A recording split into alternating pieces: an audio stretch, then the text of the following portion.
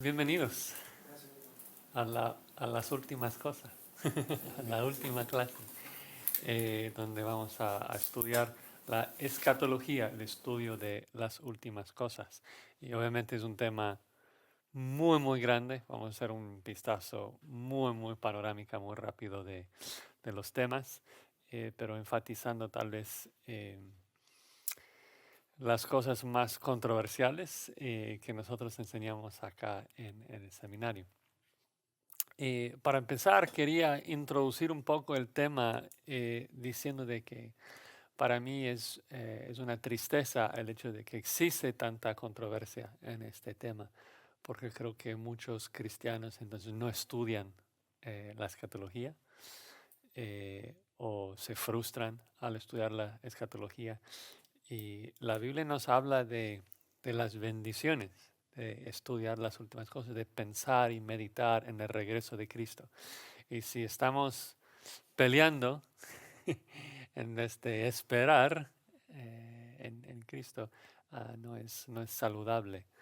Y es interesante casi en todos los textos que tratan del regreso de Cristo o del arrepentimiento, y aunque al final de esos pasajes dice que debemos animarnos los unos a los otros con esas verdades, que debe ser de confort y de aliento. Lo mismo con 1 Corintios 15, eh, de exhortarnos a vivir en santidad y servir de aliento, pensar en que pronto Cristo va a regresar, ¿no? Y ayudarnos a pensar en la eternidad, a pensar en el regreso de Cristo.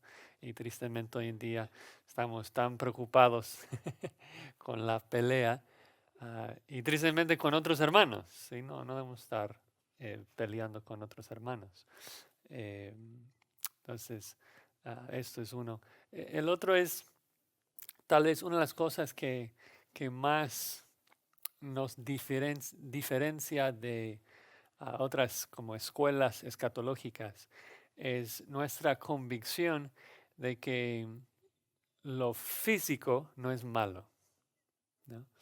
Lo físico no es malo. Obviamente esos cuerpos, esta tierra ha sido completamente infectado por el pecado, pero en sí no hay nada malo con lo físico.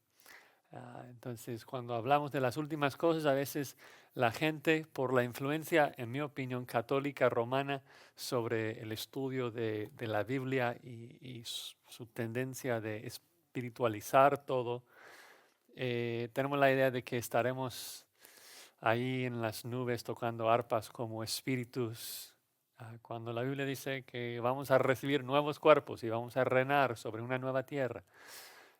Y eso también aplica al reino, de que mucha gente en el día de hoy cuando hablan de reino, dicen, bueno, el reino es espiritual, Cristo está reinando en nuestros corazones. Y es cierto que Cristo reina hoy en nuestros corazones, es rey, pero también creo que la Biblia enfatiza el hecho de que Cristo va a regresar y va a reinar, o sea, sus pies va a tocar esta tierra, a tocar el monte de los olivos, Zacarías 14:4.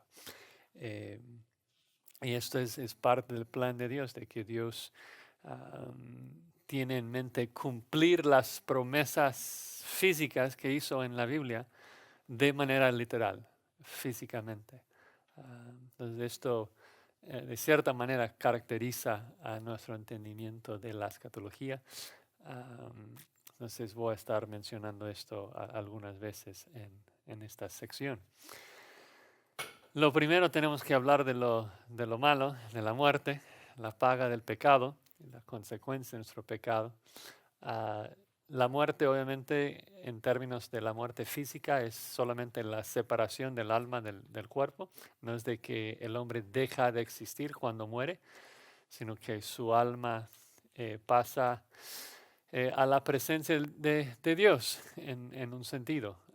Obviamente el creyente, vamos a hablar de esto, va a la presencia de Dios para disfrutar su presencia, mientras que el alma del incrédulo recibe tormento y juicio esperando el lago de fuego.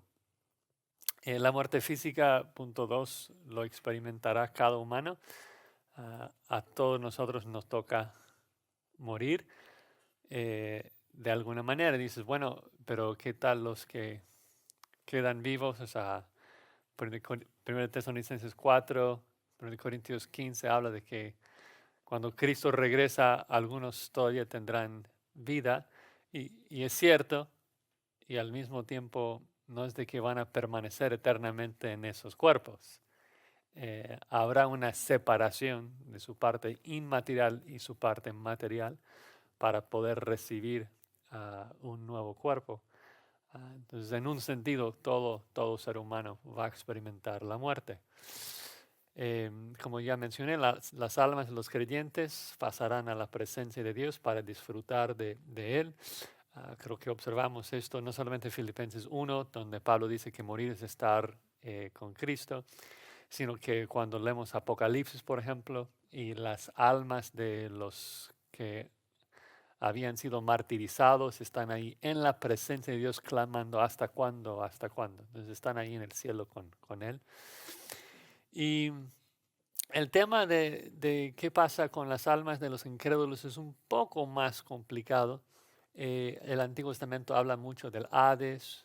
eh, y Jesucristo nos da unos detalles en una parábola. Y ahí es donde tenemos que tener un poco de cuidado porque es una palabra, no es una enseñanza explícita, directa. Pero recuerdan ahí en la parábola del rico y de Lázaro, habla de rico como estando en un lugar de tormento, ¿no? De que no fue lindo. Obviamente no es el lago de fuego, porque nadie llega ahí hasta el gran trono blanco donde, o sea, Dios va a juzgar a todos y echar a Satanás y sus demonios, el anticristo, el falso profeta y los incrédulos allí. Pero hasta ese último juicio, parece, por lo que nos dice Jesucristo y por algunas referencias del Antiguo Testamento, parece que ellos están en un lugar de espera y no es un lugar lindo, ¿no? O sea, no ha llegado a como que recibir la sentencia final y ser juzgado eternamente en el infierno. No han recibido cuerpos nuevos para sufrir el infierno, pero no es de que están disfrutando la vida como almas en la presencia de Dios. Son pecadores, ¿no? Entonces, están fuera de las bendiciones de Dios. Bueno, entre cristianos eso no es de controversia, todos vamos a morir, ¿sí? El segundo punto es el punto más controversial en términos de nuestra declaración doctrinal, y no solamente en las categorías, o sea, en toda la declaración doctrinal. Creo que el tema del rapto sería, o sea, lo más lleno de controversia. Ahora, todo cristiano afirma que seremos arrebatados, ¿sí? Todo cristiano afirma eso. La pregunta es ¿cuándo? ¿Sí? O sea, el amilenialista piensa que seremos arrebatados después del milenio, ¿no? Porque dicen que estamos en el milenio en este momento, Cristo está reinando hoy. Hay premilenialistas post-tribulacionalistas que creen de que seremos arrebatados después de la tribulación. Y luego en nuestra declaración enseñamos de que seremos arrebatados antes de la gran tribulación. Pero el punto es de que nadie debate el hecho de que habrá un rapto, habrá un arrebatamiento. Entonces podemos unirnos en esa doctrina y con esa esperanza de que un día seremos arrebatados, ¿sí? Lo que podemos hablar entre cristianos es cuándo es de que Dios nos va a arrebatar. Ahora, ¿cuáles serían los argumentos por qué es que nosotros creemos de que va a ocurrir antes de la tribulación? Un par de cosas, obviamente no tenemos tiempo para dar todo el argumento, pero para que vayan pensando. Primero, hay muchos versículos en la Biblia, no uno o dos, sino varios versículos, que hablan de que lo que la iglesia espera es bendición. y de que no somos destinados para la ira de Dios, de que hemos sido librados de la ira de Dios. Pablo de manera muy explícita, por ejemplo, en Primera de Tesalonicenses, capítulo 1, dice ahí en el versículo 10, de que lo que nosotros esperamos, o sea, la próxima cosa que nosotros esperamos es recibir a Jesucristo, el cual resucitó de los muertos, a Jesús, quien nos libra de la ira venidera. Y dices, ok, o sea, no vamos a sufrir el infierno, de eso se trata. Bueno, lo curioso es de que en la Escritura, obviamente el infierno es un momento de ira cuando Dios va a juzgar a los impíos.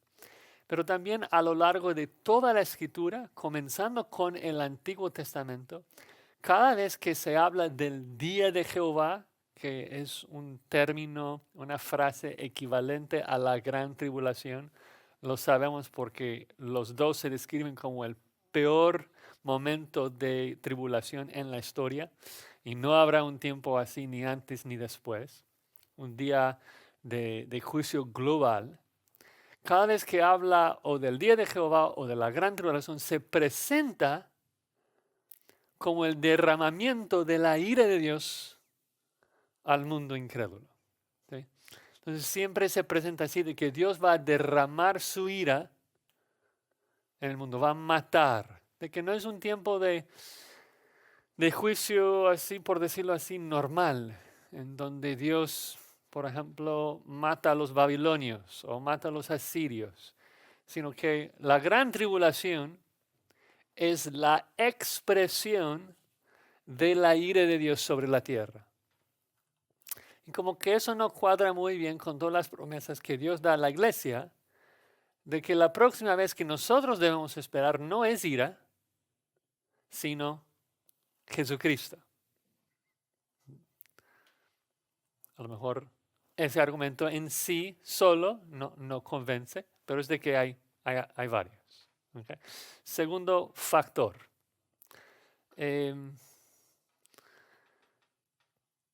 Bueno, no mencioné, si quieren pensar en versículos que hablan de la tribulación como ira, habría que solamente empezar con Apocalipsis 6, que describe la gran tribulación, y leer, porque hay muchas menciones de que ahora la ira de Dios está llegando a la tierra.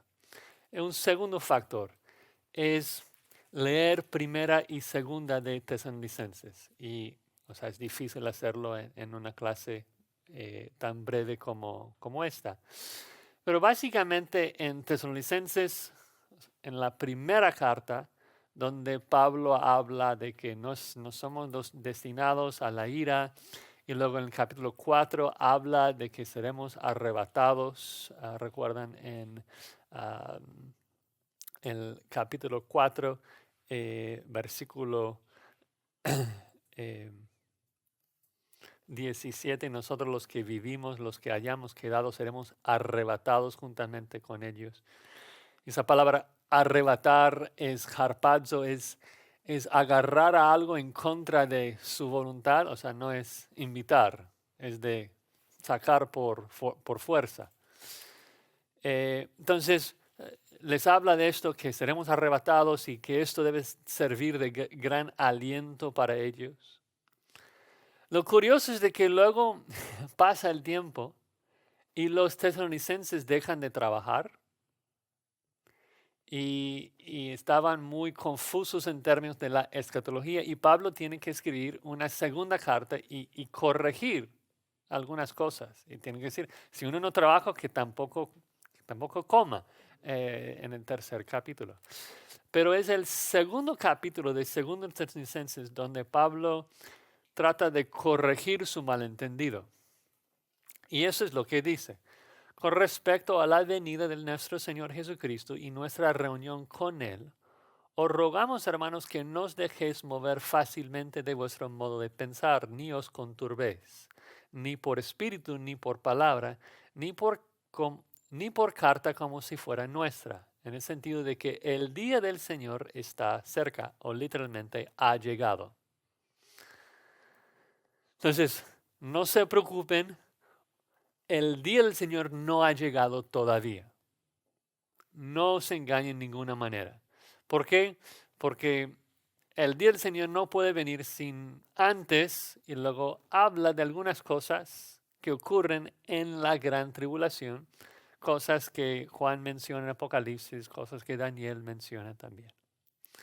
Ahora, todo de alguna manera regresa a esta frase acá, el día del Señor. Cuando Él dice, no se preocupen, el día del Señor no ha llegado.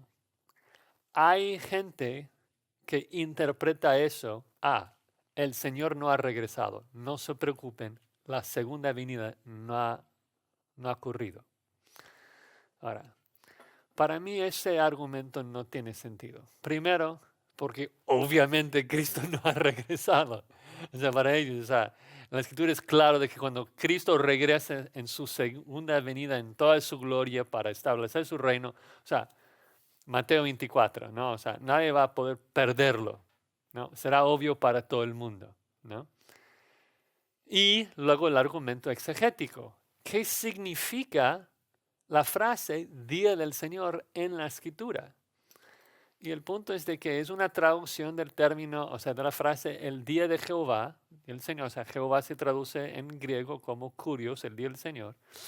Y si nosotros hacemos un estudio en el Antiguo Testamento, día, perdón, día de Jehová,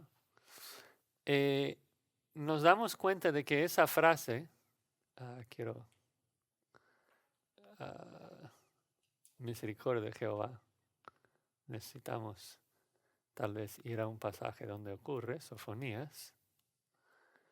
La frase día de Jehová, cada vez que ocurre en el Antiguo Testamento, describe un día de puro juicio, de juicio global, ¿no? Dice Sofonías, por ejemplo, cuando habla del día de Jehová, destruiré por completo todas las cosas de sobre la faz de la tierra, dice Jehová. Destruiré los hombres y las bestias, las aves, los peces, raeré a los hombres de sobre la faz de la tierra. Extenderé mi mano sobre Judá y sobre todos los habitantes de Jerusalén y exterminaré de este lugar los restos de Baal, el nombre de los ministros y idólatras. Sigue hablando así. Calla en la presencia de Jehová el Señor, porque el día de Jehová está cercano. Porque Jehová ha preparado sacrificio, ha dispuesto sus convivados. En el día del sacrificio de Jehová castigaré a los príncipes. Y sí, habrá en aquel día voz de clamor desde la puerta del pescado y aullido desde la segunda puerta.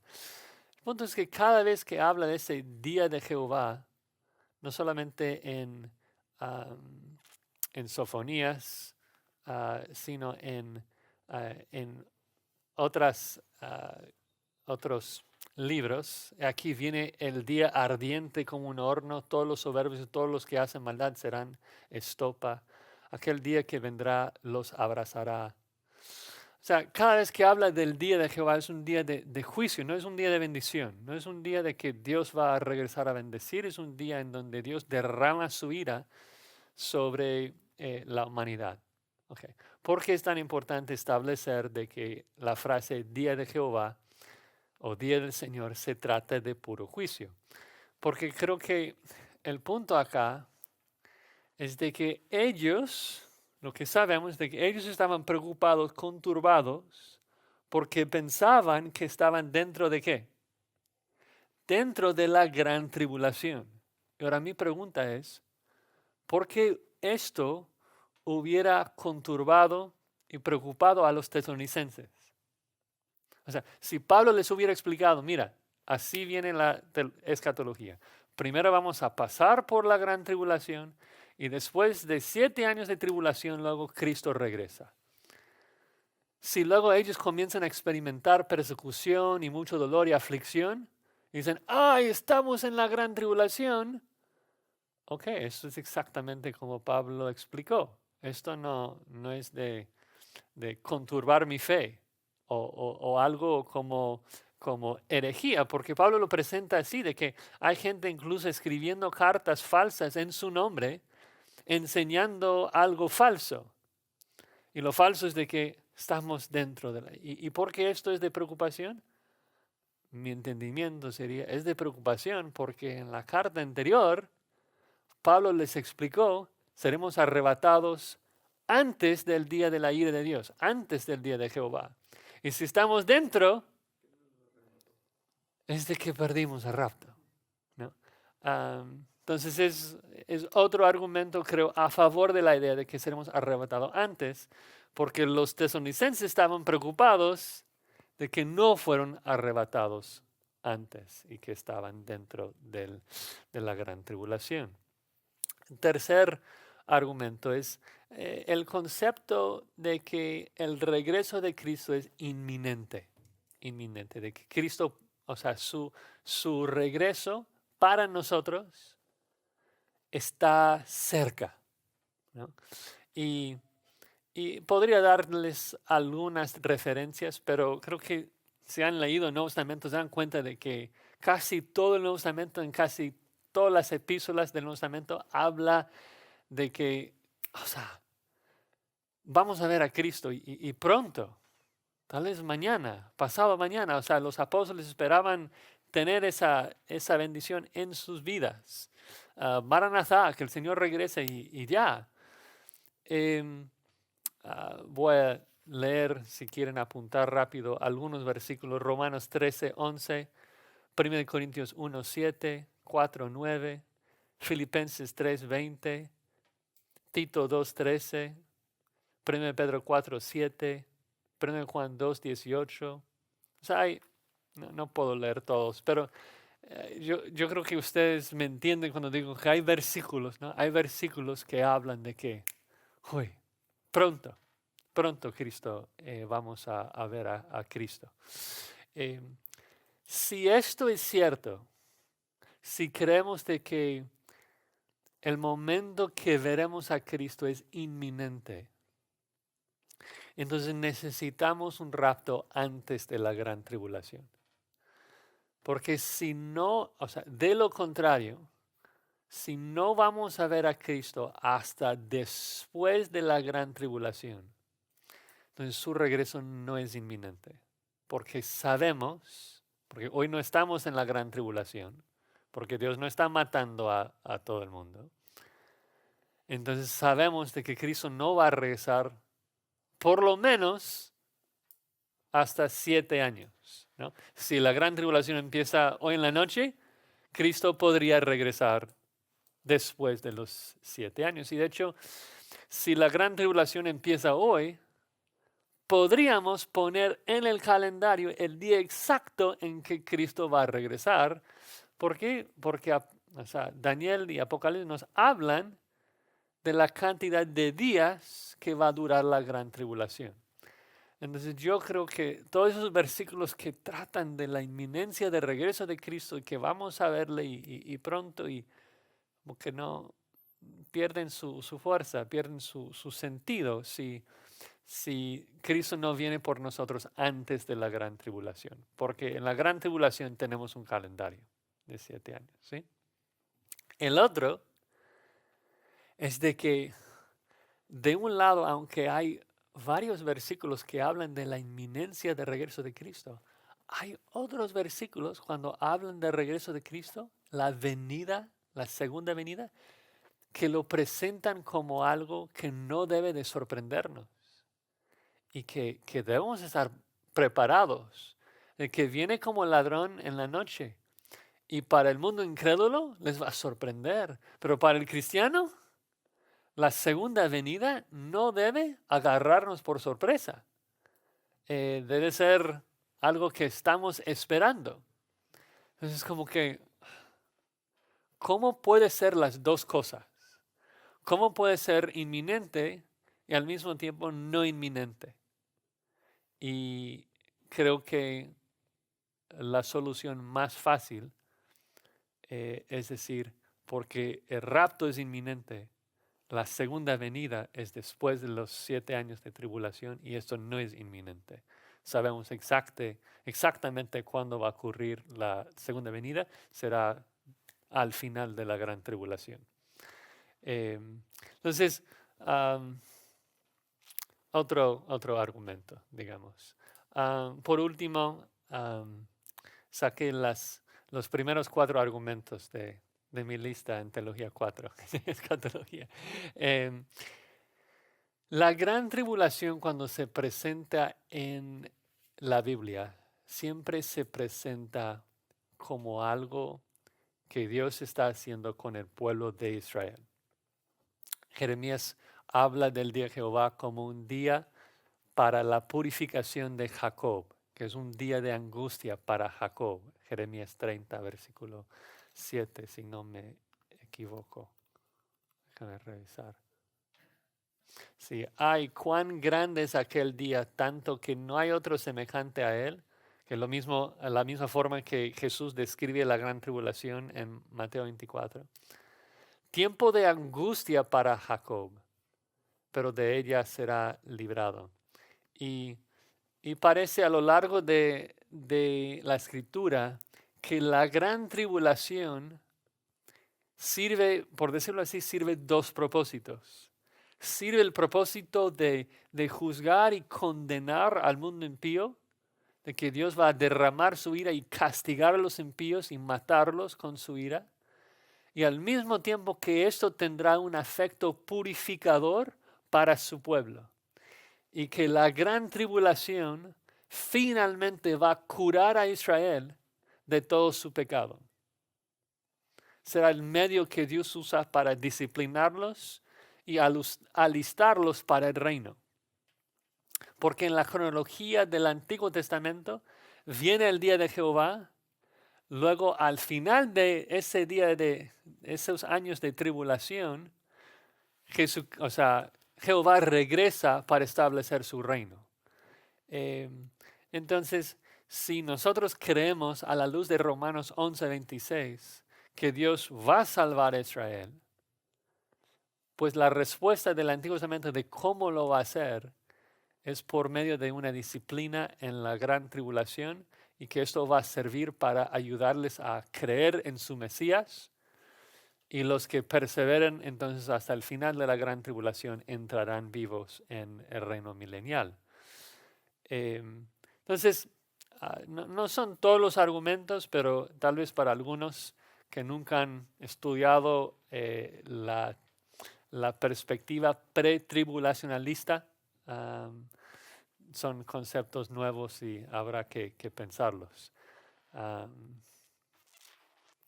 Voy a hablar un poco de esto al final, pero vale la pena decir ahora también, aunque creemos así, no queremos pelear con los que creen de manera diferente. Si son hermanos y creen que Cristo va a regresar y que solamente debate el momento del rapto, podemos hablar con ellos, podemos animarlos, podemos tratar de instruirlos, podemos escuchar de ellos, son nuestros hermanos, pero no vamos a pelear porque son nuestros hermanos, en particular ya que es un tema